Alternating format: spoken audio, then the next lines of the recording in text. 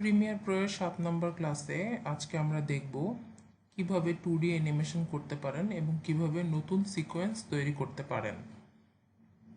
যেহেতু আমি প্রথম থেকেই শুরু করছি, তো আমি প্রথমে প্রিমিয়ার প্রো ফাইলটি বা প্রিমিয়ার প্রোটি ওপেন করে নিয়েছি। ওপেন করে নেওয়ার পরে আজকে আমরা নিউ প্রজেক্ট থেকে যাব, যেহেতু আমরা নতুন সিকোয়েন্স তৈরি করা দেখব। নিউ প্রজেক্টে গেলে আমরা জানি স্বাভাবিকভাবে কি থাকে, তো আমরা একটি নতুন প্রজেক্ট নিয়ে নিই। নতুন প্রজেক্টে আমার এখন কিছুই পাল্টাতে হবে না, টাইম কোড অডিও স্যাম্পল যা থাকে, নেমও আনটাইটেল থাকুক সমস্যা নেই, বা আমরা দিয়ে দিই নিউ নিউ দিলাম, ওকে করলাম। ওকে করার পরে যখন আমার সিকোয়েন্স প্যানেল আসবে, সাধারণত আমরা যেটা করি যে ডিভি পাল স্ট্যান্ডার্ড 48 কিলোহার্টজ সেটাতে থাকা অবস্থাতেই আমরা চলে যাই। কিন্তু আজকে আমরা একটা নতুন প্রিসেট তৈরি করব, বা নতুন একটা সিকোয়েন্স নিব। যখন আমরা নতুন সিকোয়েন্স নিব, কোনো একটাতে সিলেক্টেড থাকা অবস্থাতে এই যে উপরে সেটিংস বাটনটা আছে, আমরা সেটিংসে যাব। ঠিক আছে, একটা জিনিস খেয়াল রাখবেন, যদি আমরা কোনো জায়গাতে সিলেক্টেড না রাখি তখন কিন্তু আমার সেটিংসটা অফ থাকে। আমার কি করতে হবে, অবশ্যই কোনো একটাতে সিলেক্টেড থাকা অবস্থাতে সেটিংসে যেতে হবে। সেটিংসে গেলে আমরা দেখতে পারবো যে আমাদের এডিটিং মোড দেখাচ্ছে ডিভি পাল, টাইম বেস দেখাচ্ছে 25 fps, ফ্রেম সাইজটা এখানে লক হয়ে আছে, pixel aspect ratio, fields, display format, sample rate, display format, এরকম অনেক কিছুই আছে। আমরা প্রথমেই এডিটিং মোডটাকে করে দিব এখান থেকে কাস্টম।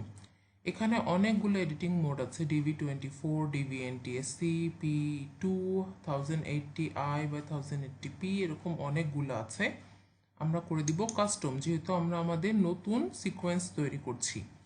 কাস্টম তৈরি করার পরে আমরা এখন টাইম বেসে আসবো। টাইম বেসটা হচ্ছে আমাদের টাইম ফ্রেম, যেটা আমাদের টাইম কোড, যেটা 25 fps, 60 fps, এগুলো যেগুলো থাকে।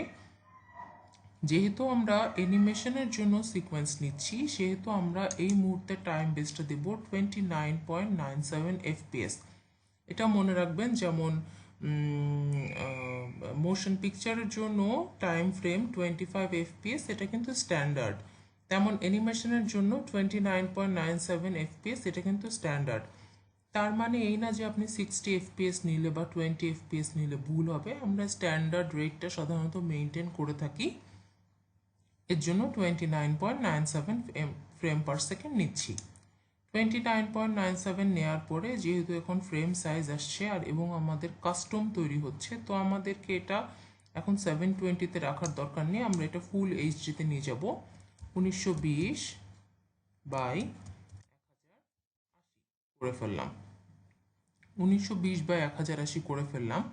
এখন আসেন পিক্সেল অ্যাসপেক্ট রেশিওতে। পিক্সেল অ্যাসপেক্ট রেশিওতে এখানে আছে D1 বাই ডিবি পাল 1.0940। এটার আপনি অ্যারোতে ক্লিক করলে আরও অনেকগুলো রেশিও দেখতে পাবেন। আমরা কোন রেশিওটি নিব এখন? একটা জিনিস মনে রাখবেন, পালের জন্য টাইম ফ্রেম হলো 25 fps, কিন্তু এনটিএসসি এর জন্য টাইম ফ্রেম হচ্ছে 29.97 fps। তো আমরা অবশ্যই এখানে D1 DV NTSC wide screen 16:9 1.2121 এটা নিব। এখানে কিন্তু 16:9 দুইটা আছে, কিন্তু আমরা আবার পাল নিব না, পাল নিলে কিন্তু 25 fps এ চলে যাবে। আমরা নিব NTSC, কারণ NTSC স্ট্যান্ডার্ড হলো 29.97 fps, প্লাস আমাদের অবশ্যই 16:9 রেশিও থাকতে হবে। আপনারা আপনাদের ক্যামেরার মধ্যে খেয়াল করবেন, সাধারণত 16:9 রেশিওতেই কিন্তু আমরা ছবি তুলি, ভিডিও করি, সুতরাং আমাদের এই পিক্সেল অ্যাসপেক্ট রেশিও যেন 16:9 থাকে। এটা নিলাম। এটা নেওয়ার সাথে সাথে বাদ বাকি সব জিনিসই অটোমেটিক্যালি সেট হয়ে যাবে, যেমন লোয়ার ফিল্ড ফার্স্ট, তারপর 30 fps, 29.97 আর 30 দুইটা একই, বাদ বাকি সব কিছুই অটোমেটিক্যালি সেভ হয়ে যাচ্ছে।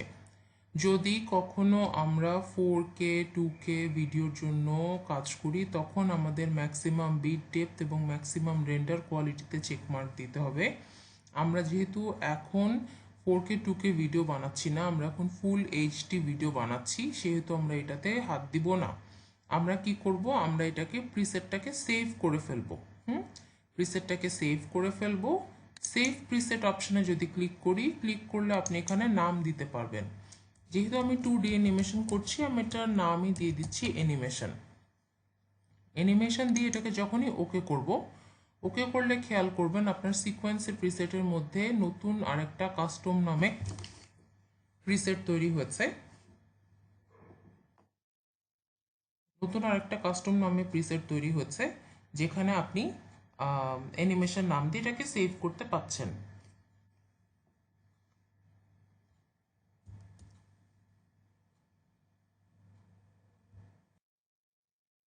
অ্যানিমেশন নাম দিয়ে সেভ করতে পারছেন। এটাকে অ্যানিমেশনে সিলেক্টেড থাকা অবস্থাতে আপনি এখানে দেখতেও পাচ্ছেন যে জেনারেল মোড, তারপরে 29.97 FPS, 1920x1080 সব কিছুই ঠিকঠাক আছে। এই অবস্থাতে সিকোয়েন্স 1 নামে আমি এটাকে ওকে করে ফেলবো। আপনি যদি প্রিসেট ডিলিট করতে হয়, আপনি এখান থেকে ডিলিট প্রেস করবেন, প্রিসেটটা ডিলিট হয়ে যাবে। এটাকে ওকে করে ফেলবো।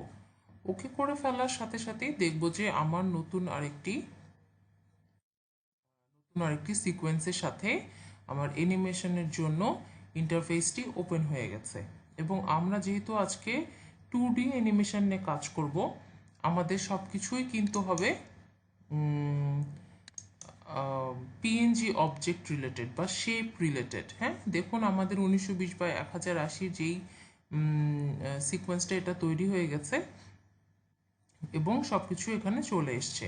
এখন আমি যদি এখানে নতুন কোনো ভিডিও নিয়ে আসি, ধরেন আমি যদি এখানে ইম্পোর্ট করে কোনো ভিডিও নিয়ে আসি, ভিডিওটাকে আমি যদি এখানে সিকোয়েন্স 1-এর মধ্যে নিয়ে আসি, নিয়ে আসার সময় আমাকে যদি চেঞ্জ সিকোয়েন্স সেটিংস বলে, এটা কিন্তু চেঞ্জ হয়ে যাবে। এর জন্য ভালো মতো খেয়াল রাখবেন যেন সিকোয়েন্স চেঞ্জ না হয়। আপনি যদি কোনো ভিডিও নিয়েও আসেন, সিকোয়েন্স যেন চেঞ্জ না হয়। এখন আমি যেটা করব যে একটা একটা করে টেক্সট ফাইল থেকে এখানে একটা সিনারিও সাজানোর চেষ্টা করব, যেহেতু আমি 2D অ্যানিমেশন করতে যাচ্ছি। ঠিক আছে, একটা একটা করে টেক্সট ফাইল নিয়ে 2D অ্যানিমেশন করার চেষ্টা করব। তো আমি কন্ট্রোল টি করে চলে যাই, তাই না? কন্ট্রোল টি করি। কন্ট্রোল টি করলে আমার যেটা হবে যে নতুন টেক্সট ফাইল আসবে।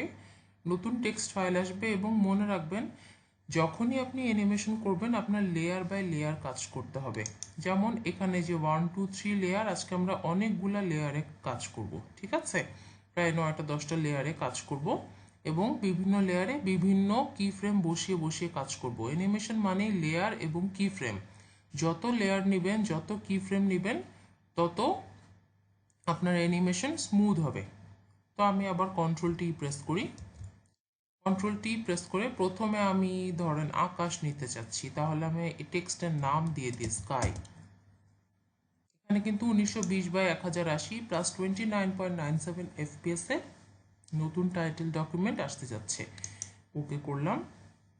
ওকে করলে আমার টেক্সট ডকুমেন্টে চলে আসবে। আমি আগেও আপনাদেরকে দেখিয়েছি যে এখানের অপশনগুলো দিয়ে আমরা বিভিন্ন শেপ নিতে পারি। যেহেতু স্কাই নিব, তাহলে রেক্ট্যাঙ্গেল টুলটা নেই। রেক্ট্যাঙ্গেল টুল নিয়ে আমি এখানে একটা আকাশ নেওয়ার চেষ্টা করি।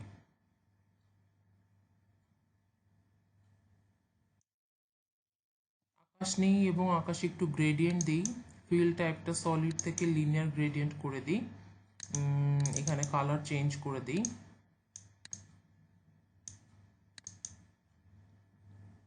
উল্টা হয়ে গেল। একটা কাজ করি, এই কালার কোডটাকে কন্ট্রোল সি করে কপি করি আর এইখানে চলে আসি। কন্ট্রোল ভিতে যদি পেস্ট দিই,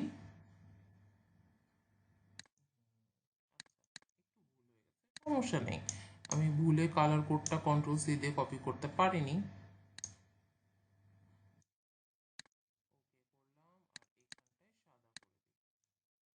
উল্টা করে দিলাম।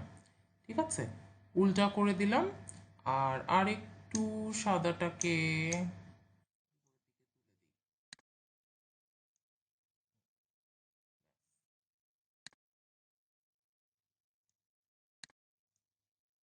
নিলাম, এটাকে ছেড়ে দিলাম।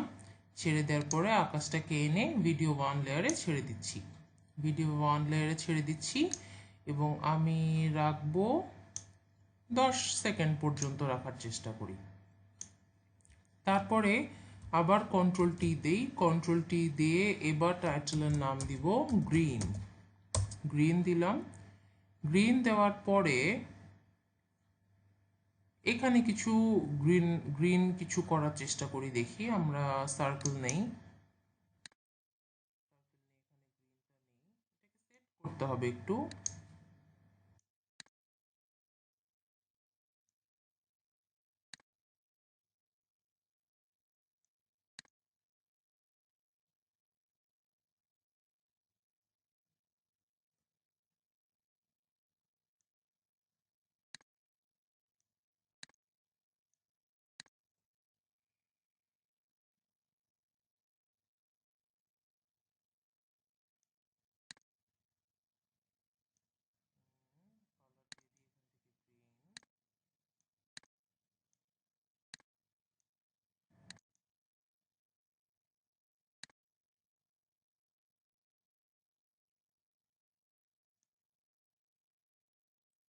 গ্রিনের এখানে আমি আরো কিছু দেওয়ার চেষ্টা করি।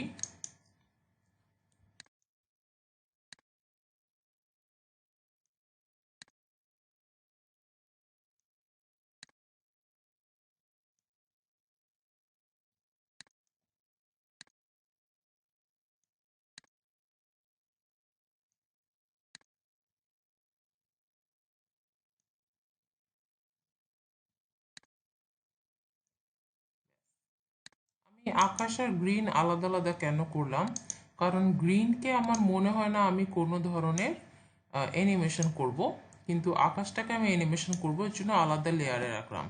গ্রিনটাও নিয়ে আসলাম, আকাশও নিয়ে আসলাম। এখন আমি দিব ক্লাউড। একইভাবে কন্ট্রোল টি করে যাই,